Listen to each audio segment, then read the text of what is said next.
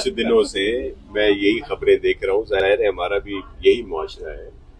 आपने बाजारी साहब की बात की, देखें उन्होंने एक अटेम्प्ट किया जिसमें एक पेपर में कुछ नंबरों से वो बच्चा रह गया था। दूसरी दफा तैयारी करके आया तो अगर वो पास हो गया है तो उसको दोबारा आप रीचेक करा सकते हैं, लेकिन इसमें कोई हार्म नहीं है कि अगर कोई बच्चा किसी एक पेपर में कुछ नंबर कम लेता है और फिर दोबारा तैयारी करके नेक्स्ट उसमें अटेम्प्ट में पास हो जाता है तो इसमें इसको नहीं जोड़ना चाहिए। वो जो दूसरा आप रशीद चना साहब के बेटे की बात कर रहे हैं, वो बाहर से पढ़ के आया है बच्चा, और उसके पेपर भी आप उनको मैं कहूंगा कि जरूर शेयर करें ताकि अगर कोई इल्जाम आया है तो उसकी सफाई होनी चाहिए। हम हाजिर हैं, लेकिन मैं सिर्फ ये कहूंगा जो बच्चे बच्चियां बेचारे मेरिट पे पास हुए हैं अब उनको भी हर कोई शक की निगाह से देखने लग गया है। तो इसको सिर्फ इस वजह से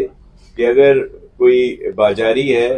कोई चन्ना है या कोई किसी का अजीज है, अगर वो बेचारा मेरिट पे है तो उसकी हक तलफी नहीं होनी चाहिए,